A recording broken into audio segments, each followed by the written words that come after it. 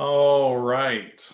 I think we've got it set up here. A little technical difficulty getting going, but I think it's all working.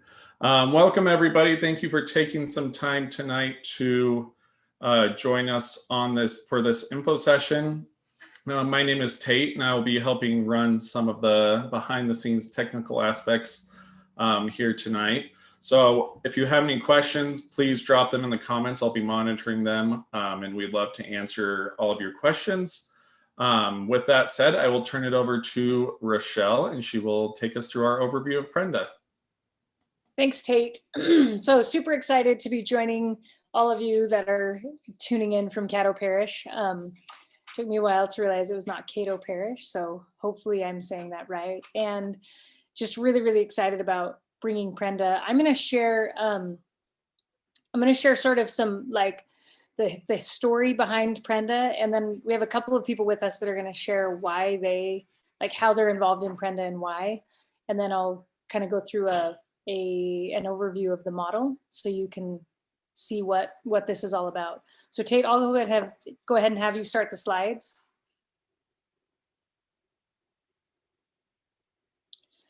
So to start off, our founder, his name's Kelly Smith. We started in Arizona, and he had just moved back to Arizona, which was to his hometown in Arizona, and had an 8-year-old. His oldest was 8, and he wanted to teach him how to code.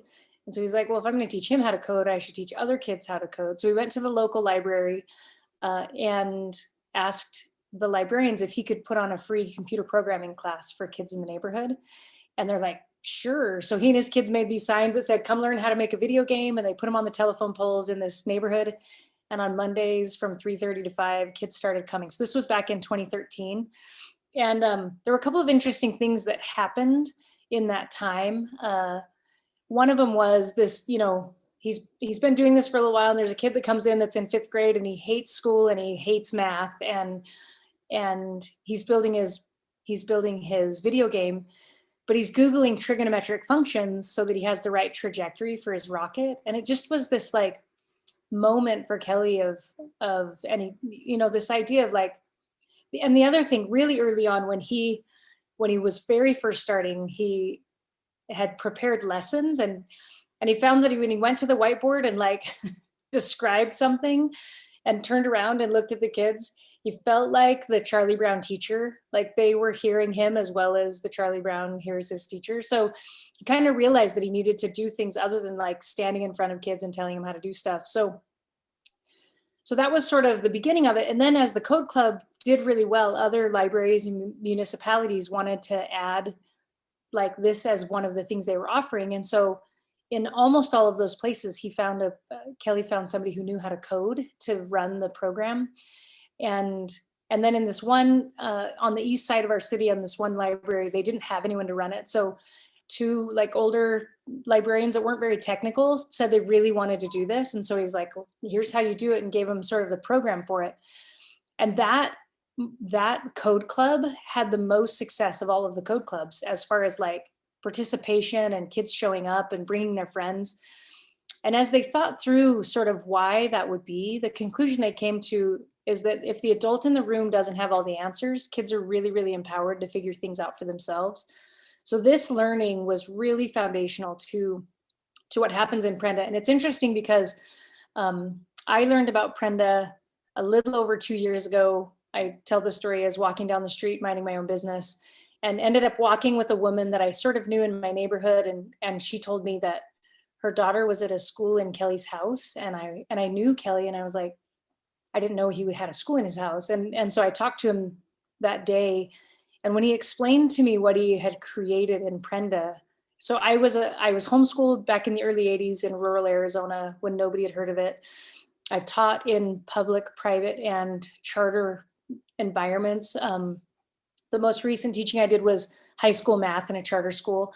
And so just recognizing sort of some of the things Kelly's seen. So one of the things I did, I volunteered for my kids. I was their Lego robotics coach at their school for 4 years. And I never learned how to program robots. And I had been working at Prenda for a little while when I realized, I was like, oh, because I very intentionally didn't learn how to do that because I wanted the kids to have to figure it out. And I knew that if I learned that, I did other really great things in the way of motivation and providing a safe space. But as far as the like technical parts of it, they figured that out and did really, really well. So kind of exciting. Tate, sorry, we're going to go back to the slides. I got a little chatty on that one. So we're going to talk about our mission. It's empower learners. And we kind of share the definition of each of those words because it's a very, very simple mission statement, but it has a lot of there's a lot behind it. So a learner is a person obsessed with gaining new knowledge, developing new skills, and mastering new things. And it's really interesting if you watch kids, how much they, like little kids, how much they exhibit these obsessions with like everything you can possibly know about something. Like Tate's now 6-year-old learning about dinosaurs and everything that, if all of his learning could be around dinosaurs, he would want to learn everything, just that obsession. And then to empower is to help someone find power, the ability to do anything and become anything. Tate, can you show me the next slide? Actually, don't just show me, show everybody. I can, it goes into the learning model. Okay, perfect. So I'm going to pause our slideshow for just a second, and we are going to, I would like to have Hannah, who is one of our guides. She's going to talk about why she chose Prenda, and then Treese, and both Hannah and Treese, and they can tell kind of what they do with Prenda and how they started there. But anyway, I'll let them introduce themselves. So we're going to start with Hannah and then have Treese share. Hey, thank you. I'm so excited to be here because I just love Prenda, and I am always willing to talk about it. So we actually started in January 2020 with a little micro school in our home here in the mountains of Arizona. And it actually took me a little bit to actually start my micro school. I have a background in education, and when I heard about Prenda, it was interesting to me, but until I actually researched it and looked into it and saw like the core values and the people behind it, I was like, this is something so special. And with me and my background with education and seeing, I have 6 young little kids because I was also a foster mom, and knowing like their diversity and they weren't struggling necessarily in school. Some of them weren't doing as well. Like they didn't love school, and obviously like for obvious reasons, but they loved their friends, which is great. But we loved the schools here. But when I looked into Prenda, it was like, it just went right along with how I think that kids should learn. And so we just thought like, let's try it. And we have this cool little micro school in our home, and a lot of their dear friends actually joined with us, which is awesome.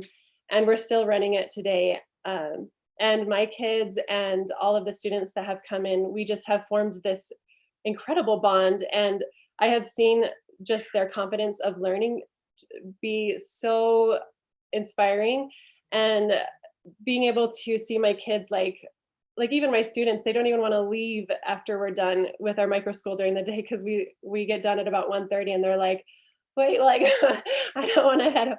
So we just have a really good time, and just to see that they're sparking their interest, they're looking for things that they want to learn. And we even have like silent reading, but we also have times where they go out and they search for things that they are interested in, and they choose projects that they're interested in.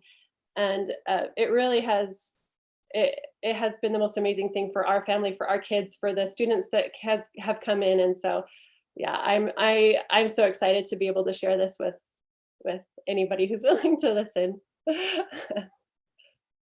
Awesome. Thank you, Hannah. Really appreciate you. Hannah's incredible and just awesome. And we're going to have Treese share her story now. Hello, everyone. I am Treese, and I heard about Prenda about a year ago.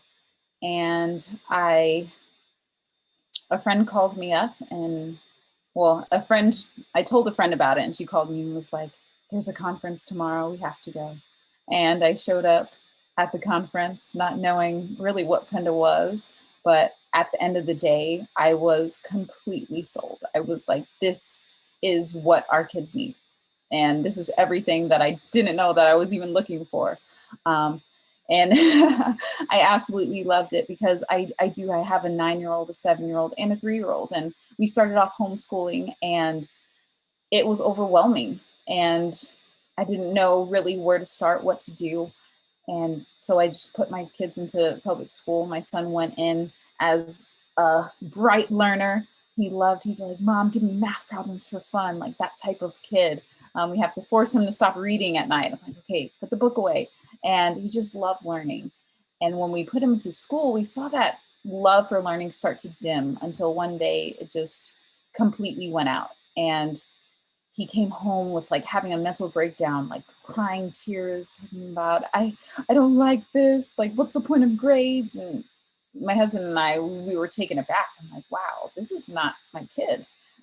So we had to reevaluate, like, what were we instilling in him when teaching them, our children, what learning really is.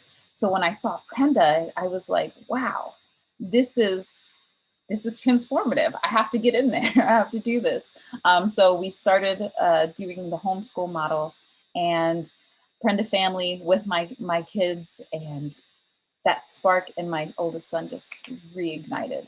And he just absolutely like went for it. He was like, can I do 2 grade levels in math? I'm like, go for it. Like, this is your own learning. So that was really exciting to see. It changed like our entire family dynamic in the way that we communicated and just were as a unit. And my youngest son, he wasn't as excited about learning as his brother.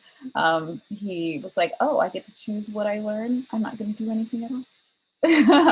And we have something so awesome in Prenda that made a huge impact on his life called Future You, where the kids are able to see where they want to be, whether it be a year from now or when they grow up.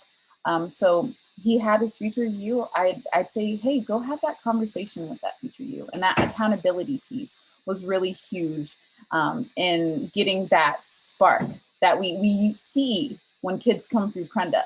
Sometimes it takes longer than others, but he'd come back in the room like, okay, I'll do my work, like reluctantly. And eventually we stopped having to have that conversation because that light bulb went off and we realized that, hey, I'm only hurting myself if I don't learn. Like, I'm in control of my learning, and it's up to me. So I can learn whatever I want. And so seeing that shift in both of my kids really solidified what I already knew when I saw Prenda, that this was what our children actually need.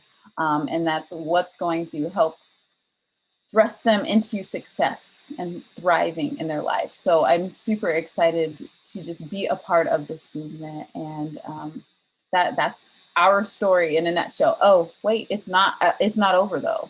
So I loved Prenda so much that this year we decided to open a micro school in our home. So they get to be at school with their best friends every day. We have 7 boys and 1 girl in our micro school.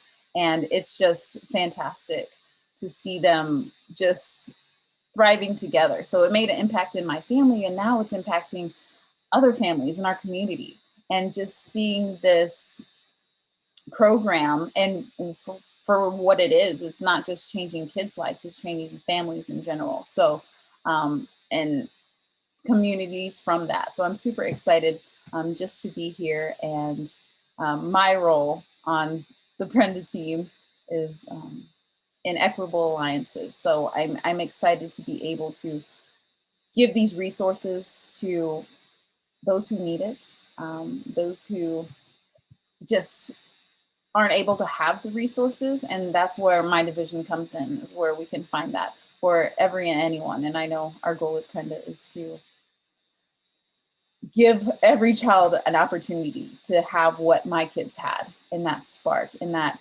ownership and empowerment of loving to learn. So that's it.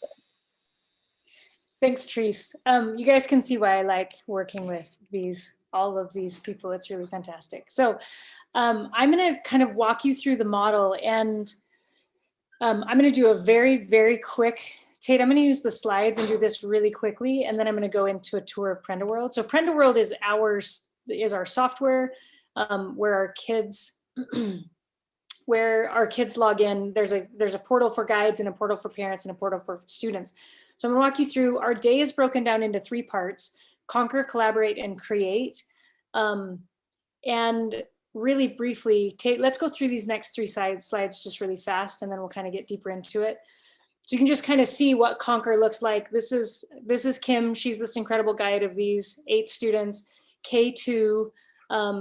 And as we talk about things, we have what we call 2 flavors of Prenda, kind of. There's a K2 and a 3rd through 8. And so I can talk about both. I'll sort of focus on the description of 3rd through 8. And if you have a K2 and really want to have your questions answered, put them in the comments so Tate can let me know. But I'll kind of get to what all happens here. And then the second part of the day is called collaborate. So they come together as a group, and it's student led, and they get to be a leader among their peers, and they get to work on social interaction. Like, there's an opportunity here to actually work on how to be with other people socially. And that's a really, really important piece that sometimes there isn't space for in kids' lives. And then the third part of the day is called create.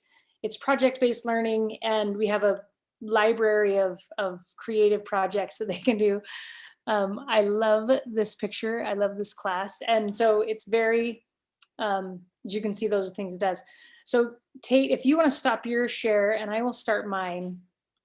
We're going to go into my daughter's. Can you see this, Tate? Okay, so we're going to go into my daughter's. So when she logs in at the beginning of the day, this is what she sees. She sees these squares. So she clicks on Conquer. So let's talk a little bit about, I want to talk from the perspective of a guide. I think a lot of people that are on this call right now are maybe interested in being a guide. So I'm going to kind of back into their day with, and actually I'll stop my share for just a second to talk about this. So Hannah's a guide. Treese has a friend that guides in her home. So you can kind of see some people that are doing this. And so we have a lot of, like Hannah, we have a lot of guides who are former classroom teachers. It's not a requirement. We have the way that, like, our requirements for being a guide, and it includes having worked with children. We also recognize there are a lot of people who life did not give them the opportunity to go to college. And so they may be really brilliant with kids, but they don't have that teacher certification. And our system has teacher certification involved in it as accountability and support for the students. But that day-to-day person that they're with is a guide. And the most important thing that guide can do is be able to connect, like, be an emotional support and connector for those kids, and help them, all those things that Hannah and Treese were talking about, help them through that path.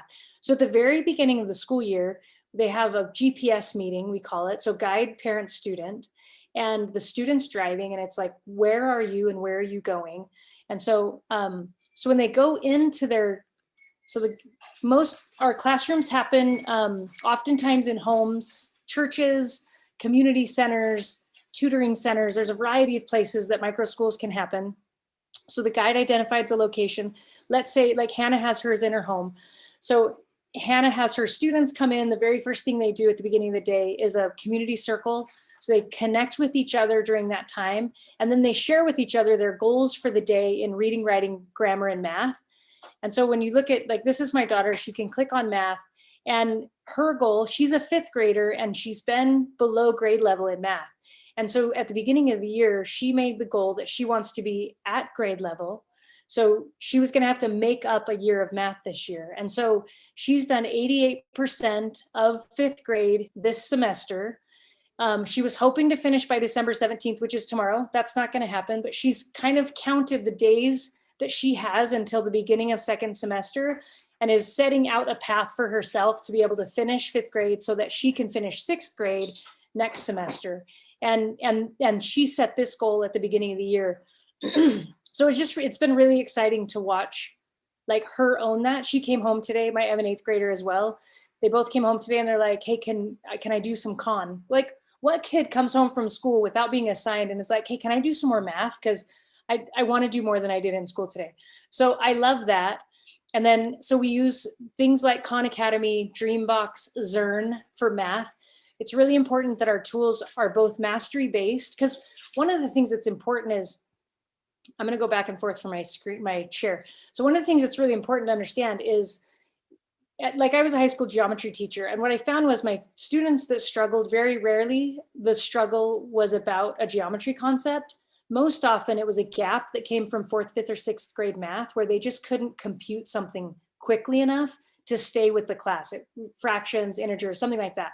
So what we find is that students need this foundation, like they need all the pieces. You can go through school and take in 60% of the content and still move to the next level. And it's like, well, that other 40% is going to be really important as you move on.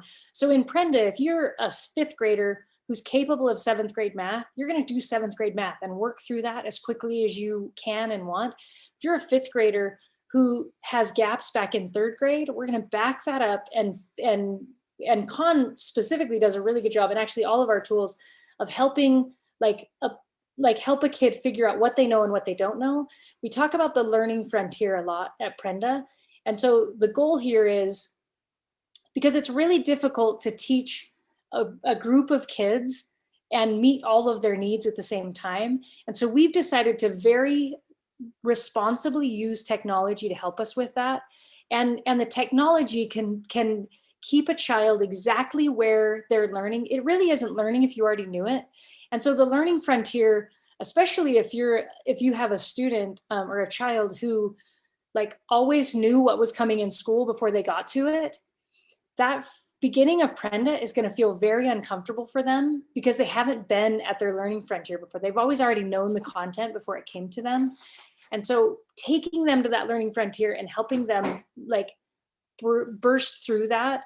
When Teresa was talking about the future you, there's also a mountain involved in this activity where they come up with their future you. And we talk a lot about climbing the mountain. And one of my favorite stories is this is last year, a 1st grade girl who is 6, really struggling in math. And she goes up to her guide and she's crying and she's just like, I can't do it. And her guide says, do you want to keep climbing your mountain or do you want to quit? And so she like ponders that for a second. And she's like, so she goes back and does her math and conquers her mountain.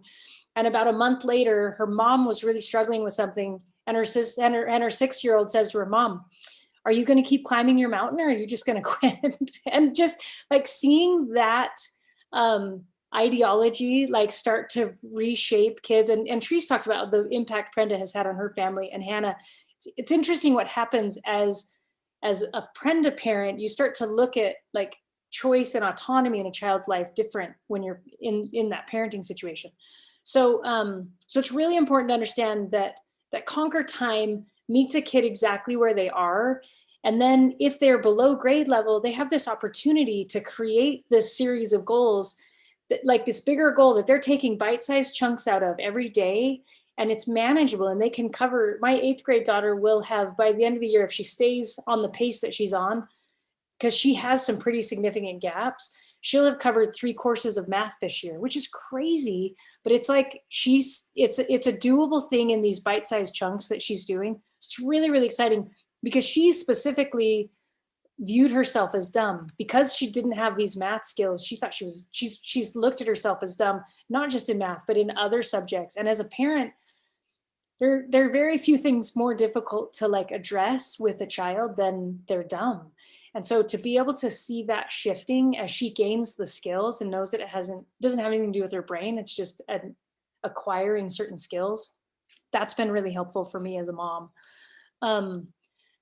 So they go through their reading, writing, grammar, and math. So when they come in, they have like 90 to 120 minutes. You can imagine they're using, and some of this is computer time. Like when they're doing their math, they have their paper and pencil and they're doing their computation off to the side. Their writing can be done either typing it or handwriting it. And then there are a couple of ways we do reading. And then for language, we use Lexia, which is a tool we're really excited about. So they have this 90, depending on their micro school schedule, they have this 90 to 120 minutes where they get to choose like, it's so incredible when you give kids a little bit of choice in their education. they do really, really powerful things. And it's like Treese talking about her son when he's like, you're going to let me choose. I'm not going to do it. I had one of those and she lasted a number of weeks. And I just kept going, I'm going to trust that what I tell people is true. And ultimately she like one day decided to start working and then covered a lot of ground really quickly because she had decided to do it. So being able to see students have this. And so not only are they working on their learning frontier, but they're also in this they're in this collective of other people. Everyone's working individually, but they still have this like network of help, students next to them that may be able to answer their questions, things like that. So that's all I'm going to share about Conquer. I would say it's my favorite part of the day, but I really like all the parts of the day. So it's hard for me to like, so collaborate, like I talked about, it's student led, which is really, really important. So at the beginning of the year, the guides will model what leading these different activities will look like until their students ready for that. So for example, a student may choose, they have a calendar, so they know today, sorry, I have dogs in my background, they might get really loud. Today they have a debate and Johnny's in charge of it. And so the guide will help make sure that that student is prepared, and the student goes through and they say, okay, what debate topic how did my screen share switch or did it stay on Prenda World? It switched, okay. So they'll be able to see like there's a couple of different ways we can do debate. So the student gets to choose how you do the debate, and then they get to choose what the topic is for the debate. And so there's again, handing these things and they find very quickly that like you can have a really boring debate if you don't choose a topic really well. And that's a learning in itself. But one of the things about debate, we feel like we're in a very polarized world. And so teaching third graders how to debate sounds crazy to a lot of people. But if we can, from this early age, instill the opportunity to see both sides of an argument, to stand in the shoes of somebody else, it's a really, really powerful skill for them to have, and will provide empathy. So they choose, they have their activity, the student's in charge, and then everybody's participating, they write down the topic, they rate their own participation, they rate the activity, and it's this, again, it's all about communication and relationship building and social development. So those are the pieces that social connection is really, really important for kids, and being able to actually build in the time to do that, we find incredibly valuable. The last part of the day, there's a lot of research around project-based learning, and we're finding that it's so valuable. And so the really cool thing is when they are ready to choose a new project, they can go into one of these categories. They can choose, we have a vast library. There's one about like this well, where's the water? I visited a class and you have to design a well, and it walks them through, it has a like way to do that, and then they describe their experience, and it's to design a well. And this student in that class that I was visiting that day had built a functioning well with a little like turner, I don't know what to call it, bucket, completely out of duct tape, but it was a functioning well. It would actually hold water, and he was so excited. And then once they've done this project, they get to present it to their class. I was just visiting a micro school this week, and when they present to the class, the guide videos their presentation and then texts it home to the parents so they can see kind of what's happening with their students. And then if they're like, they go through all of the libraries and they're like, I don't see anything I like, they have this template where they can choose a project they're excited about, and they can, with their guide's approval, like make up their own create project. As you can see from some of these, let me choose a project and just kind of show you the structure of it. We'll do this wheel fun. So this is about water wheels, and it tells them they can choose one or two partners or do by themselves, and it should take about 2 to 3. And then they do a prototype. It gives them all of this like instruction on how to make this work. So that is what they do in the day. They finish their day by doing what we call a struggle and success. And so it's just kind of what's been difficult in their day and what has been like really powerful. The most exciting days, and Hannah, you can tell me if you think this is true, is when the struggle and the success are the same. When you see that. Hannah, do you see that sometimes? In fact, most of the time, and I think my students are starting to see that pretty clearly, is that just like they talk about their struggle and they're like, but then it was a success at the end of the day because I tried, even if it wasn't like a complete success or they like finished the lesson, they're just like, it was a success because I kept trying and I kept at it until I was done with Conquer. So yeah, for That's sure. awesome. They see it as tied now. Very cool. Thank you. So Tate, let's go ahead and go back to this slide and we'll talk about sort of some of the nuts and bolts of Prenda and being a guide, or what a micro school looks like. Before we do that, I did just want to add, since you jumped into the kind of the programs we use, because we've had a couple questions around, our technology or the platforms we use. And I think from past frustrations of like uploading things or systems not working, what she just showed you, is it. We use connected systems like Khan Academy, et cetera, but there's not outside of class time work that's needing to be done or uploaded. It's reliable, and what you saw is what it is. So we're proud of what we use, and I know it can be a frustration for sure. Awesome. Thanks, Tate.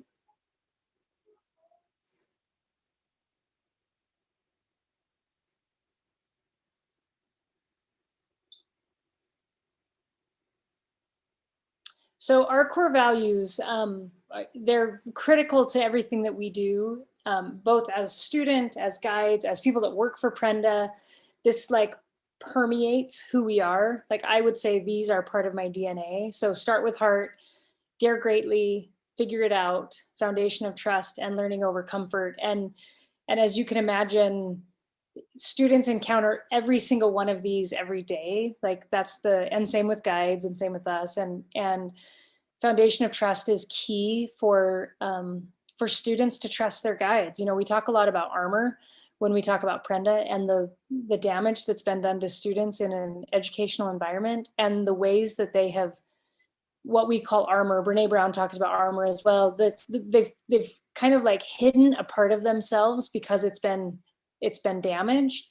And we want kids to show up as exactly who they are. And so creating enough foundation of trust as a guide to create a space where a guide can like let it, and a lot of times armor shows up in like, I can't do math or I can't read or whatever it is, or it can be around a subject, it can be around a personality, a part of them as a personality.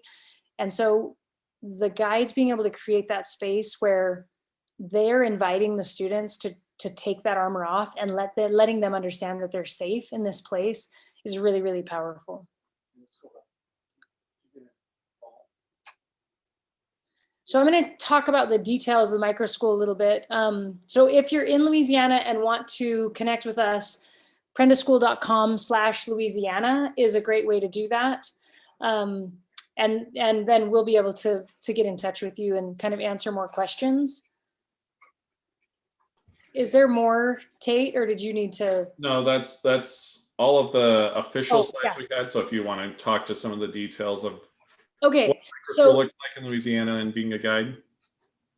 Totally. So in Louisiana, we're in Caddo Parish specifically. So a student has to be a resident of Caddo Parish in order we're partnering with a school there. We're still finalizing that contract with that school. We're very excited to bring this there.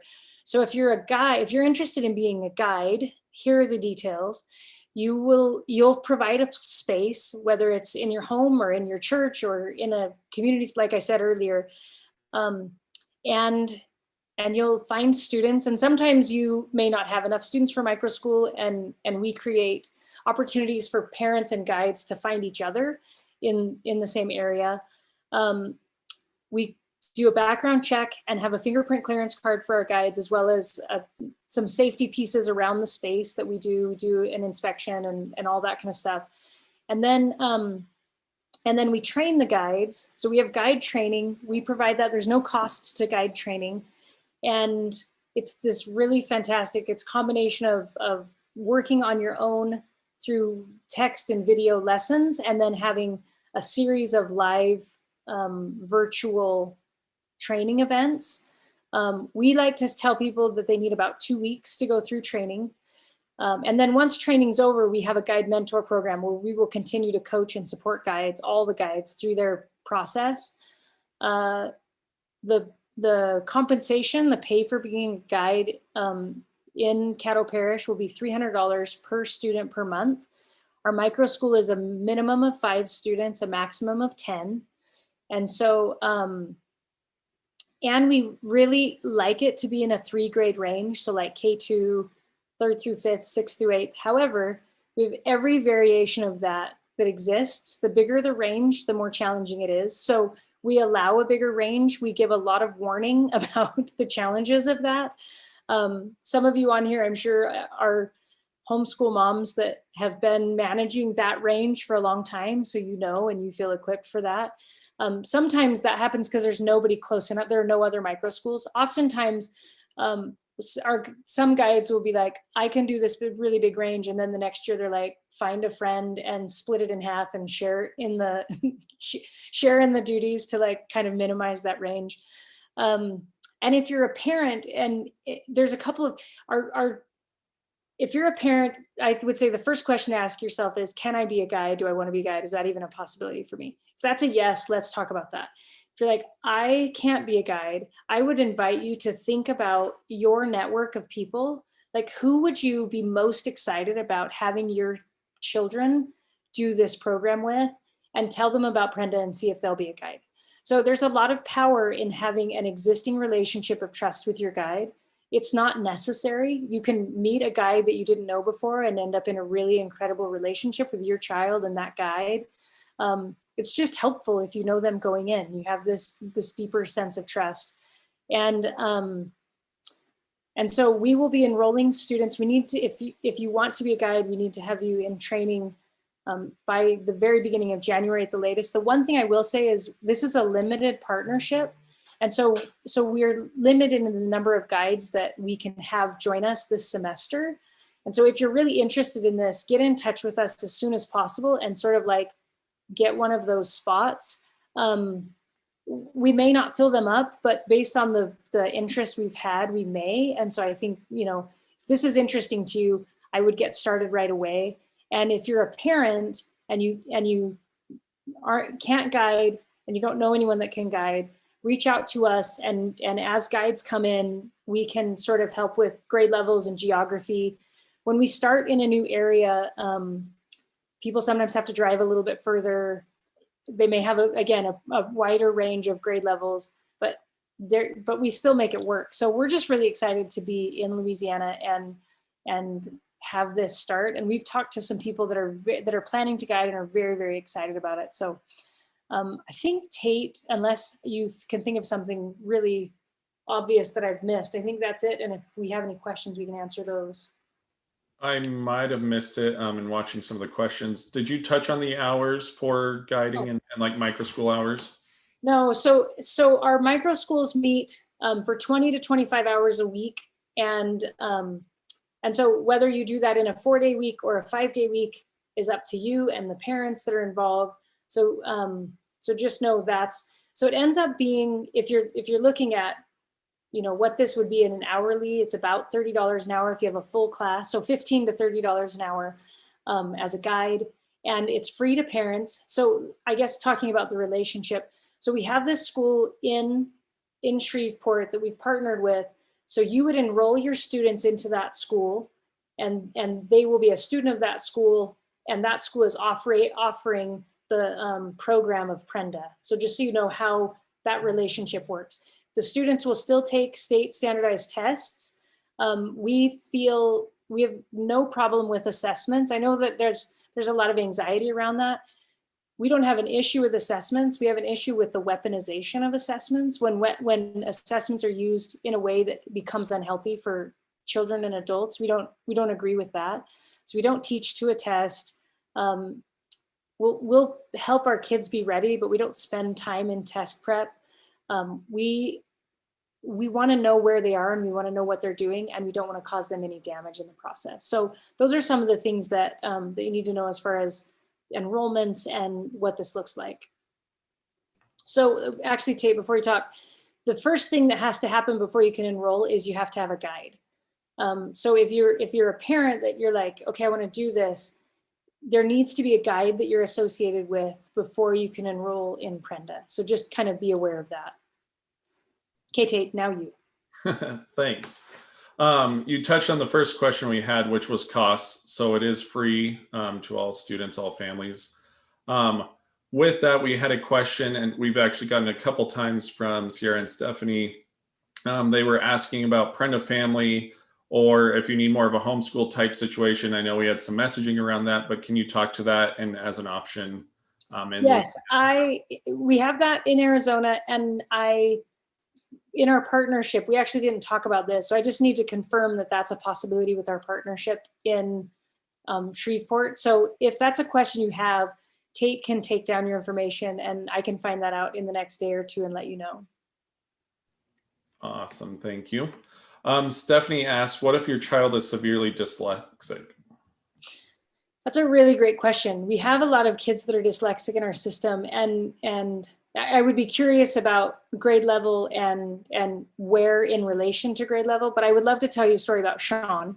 So Sean, when I first started in Prenda, so January of 2019, I started doing a 6-week, I subbed for a maternity leave. We only had 3 microschools at that point, and I got to sub. It started out as 6th, 5th, and 6th grade boys. It was like the most solidifying of what my love for Prenda could have ever possibly happened. And I could tell you about a story about every kid in that class. But Sean's mom called me and said, and she told me a situation. He was a 6th grader that was reading between a 1st and 2nd grade level, who had been so damaged by what was happening for him at school that they had started homeschooling. And she called me and said, like, I've heard about Prenda. My neighbor does Prenda. Is this? And at the time we didn't have K2, so we didn't have a literacy program.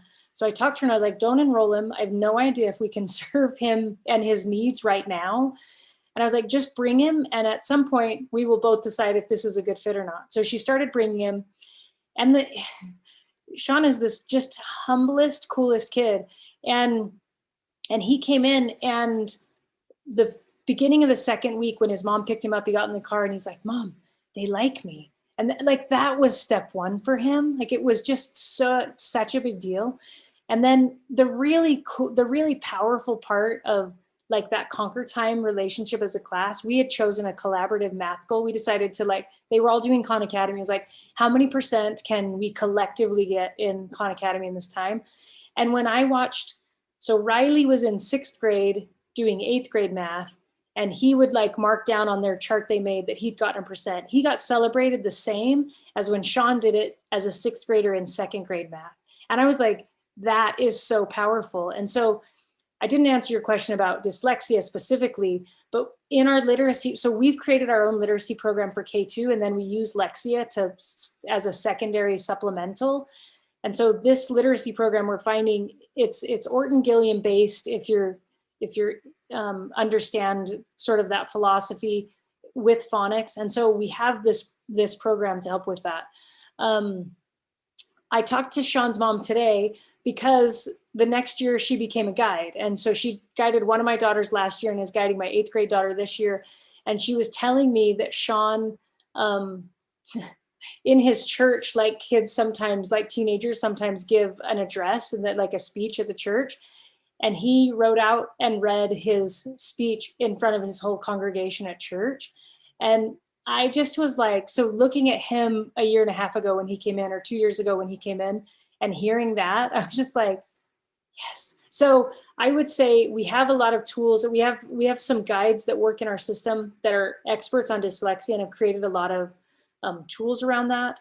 There was a book that just came out in August called 1 in 5, and the author is a mom of 2 dyslexic boys, and she interviewed us and sort of recommends Prenda as a place where kids with dyslexia can find a home. So I would love to talk about like grade level and things like that. So I don't know that I can say for any kid across the board, Prenda is going to be great, but those are some experiences I've had around dyslexia in our system. That's a really long answer, sorry. All good. It was a great answer. I don't believe Sarah's in Louisiana, but I'll ask. She asked, can you observe how a group works? Obviously for Louisiana at this point, we don't have any established groups, so we're looking for it. But can you talk to that, Rochelle? Yeah, totally. So we've just discovered this really cool tool, and we've used it internally and haven't used it like outwardly publicly yet, but it's called an owl. I don't know if people can come watch, but anyway, it's a 360 camera with a microphone all the way around. And so it's a way to experience a micro school without being there. So again, whoever asked that question, reach out to us and let's see if we can kind of help figure out how to. And Hannah has had people on Zoom, observe her micro school. So yes, we'll have to get creative to do that, but there's definitely some opportunity to at least see like from a virtual place what that micro school looks like. Awesome. So yes, reach out to us through our website and we can try and arrange that. Claudia asks, what place does Common Core and Envision Math play in your curriculum? I am not familiar with Envision Math, so I'm not our curriculum person. So what we do is we follow whatever the state standards are, and so we'll follow Louisiana state standards, and however they're laid out.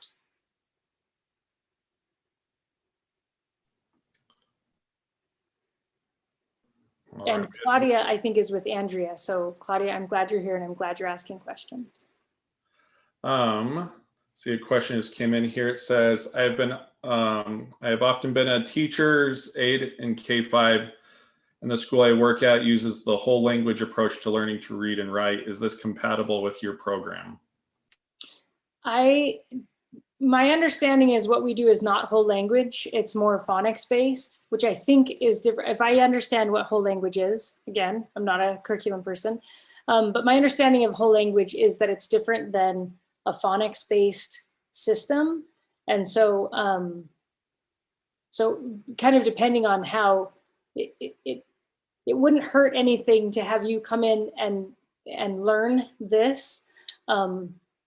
If you love working with kids and have been and have found success in that as a classroom aide and would like to do this, that would be great. And taking a look at how we teach literacy, I think would be really helpful. All right, giving it a second more. I think that's all the questions for now. I will say if you have any more, feel free to continue commenting on this video. We'll get you an answer or reach out to us through social media, or like we mentioned, if you go to our website, prendaschool.com/Louisiana, there's a form specific to all of you in Louisiana that goes to Rochelle and her team, and they can further help you. We might have just had one more question come in, so let me take a look real quick. So Stacy asks, what if we cannot do the microschooling due to health reasons for a 5th grader and personal reasons for an 8th grader? What are the other options? So that back to the question of Prenda Family. So Prenda Family is our homeschool offering. And in some places we have public funding for that. I made the mistake of not finding out from our partner if that's going to be a possibility. So I will find that out. And so I would say to Stacy, like, reach out on our website and just say, I need this question answered. And then we can let you know. What it looks like is the parent goes through Prenda Family Guide training. So it's a little bit different than micro school guide training, a lot of similarities. And then they're the person facilitating their students learning. If it is a micro school, we pay the guide. If it's Prenda Family, we do not pay the guide. So that's sort of one of the distinctions there. And there's not a minimum number of students, obviously, because it's not a micro school. So, so yeah, I'll find out in the next day or two if that's going to be available in this partnership. And I believe we have Stacy's information. I think she came in through our site. So I'll make a note of it and we'll get back with you on that, Stacy. Awesome. We're getting a few more, so we'll keep it going. Chandra, let's see, says, I'm a parent and have a 4 and a 10-year-old that I would love to get a guide. Can you please help? So yes. Touch on that. Yeah, I would say fill out the form. I'm assuming that school age in Louisiana is 5 and up. And so we may not be able to start with your 4-year-old right away, but if you can reach out to us on the website, our parents team will be able to help. Our parent and guides part of our team will be able to like help. Where are you geographically, and is there a guide nearby? So we would love to help you with that. Stacy asked a follow-up of the cost on Prenda Family, and part of what Rochelle will check on is if it's part of the partnership, and correct me if I'm wrong, Rochelle, it will be free to all families. We do have it currently available to anyone, anywhere, and it's $100 a month per student. Is that correct? Yeah, and then any siblings are $75 a month, and that provides all of the whole platform and all of the tools and softwares, and also training and support and community. Yes. So ideally, we try to offer it like our micro schools, part of our partnership and free of charge. So we'll follow up with that as well. And I think we're good. No other questions have come in yet. But again, please reach out to us if you have any. If you go to the Louisiana page on our site and fill out the form, you'll have an opportunity to book a call with our team. So please reach out if you have any more questions. Thanks, everyone. Thanks so much. Appreciate it.